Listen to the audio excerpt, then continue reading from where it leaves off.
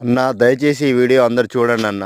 ఎందుకంటే ఏవేవో పనికిరాని యూట్యూబ్‌ల వీడియోలు చూస్తా ఉంటారు. దాని అర్థం పర్థం లేని వీడియోలు గూడా లైకులు కొడుతుంటారు. కానీ మా రైతులయి మాత్రం వీడియోలు ఎవరు చూడరు, లైక్ చేయరు, ఆదరణ అస్సలు లభించదు. మరి ఆ రైతులు ఏం పాపం చేసినో తెలవదు గానీ, ప్రకృతి అట్నే రైతులను నష్టం చేస్తుంది. ప్రభుత్వాలు నష్టం చేస్తాయి. ప్రతి ఒక్కరు రైతుని నష్టం చేస్తారు గానీ, వాళ్ళ బాధలు, కష్టాలు చెప్పుకోవడానికి ఒక యూట్యూబ్ లాంటి దాంట్లో గూడా ఎవరు సరిగ్గా ఆదరణ లేకపోతే ఎట్లా అన్నా? అందరికీ అన్నం గావాలి. అందరు తినడానికి అన్నం గావాలి. ప్రతి ఒక్కటి గావాలి గానీ, రైతుల బాధలు, రైతుల కష్టాల గురించి వాళ్ళు చేసే వీడియోలు మాత్రం ఎవరికీ అవసరం లేదన్న. ఎందుకన్నా అంతగా ఏం పాపం చేసిర్రు రైతులు?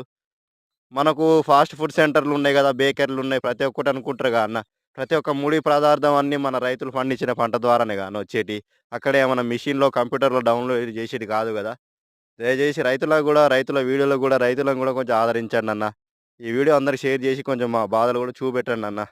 ఇవన్న రైతన్నలకు జర మీరు మాత్రం ఈ పంటలు పండించాలంటే సోలార్ ఫెన్సింగ్ లాంటివి ఖచ్చితంగా పెట్టుకోండన్న. ఎందుకంటే ఈ బాధలు నేను పడ్డ బాధలు గూడా సామాన్య రైతు మాత్రం తట్టుకోలేడన్న. కౌలు తెచ్చి, పెట్టుబడి పెట్టి లాస్ట్‌కు చేతికొచ్చే పంట ఇగో ఒక కోతులు సర్వనాశనం చేసిపోయినాయి. అందుకని అన్న సోలార్ సిస్టమ్ పెట్టుకోండి. మీ రైతులు మీరు కొంచెమైనా బాగుపడతారు. లేకపోతే మీరు చాలా నష్టపోతారన్న. ఈ వీడియో మాత్రం కొంచెం చూసిన వాళ్ళు ఓపికగా చూసి షేర్ చేయండన్న. మీకు తెలిసిన స్నేహితులున్నా, మీ కుటుంబ సభ్యులు ఎవరైనా దూరం ఉన్నా వాళ్ళకు పంపించండి. ఎందుకంటే చూద్దాంలే అవి మన వరకొస్తాయా, తింటాయా అని అనుకోవద్దన్న. కొంచెం నిర్లక్ష్యం చేసినా మొత్తం పంట ఇన్ని రోజులు చేసిన కష్టం అంతా వృధా అయిపోతుంది. దయచేసి అందరూ చూడండి, లైక్ చేయండి. కొంచెం రైతుల వీడియోలు గూడా రైతులకు గూడా సహకరించండి.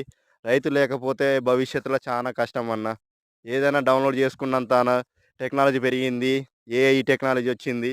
ఏవో వచ్చినా గూడా అన్నం మాత్రం డౌన్‌లోడ్ చేసుకుంటే అయ్యేది గాదు.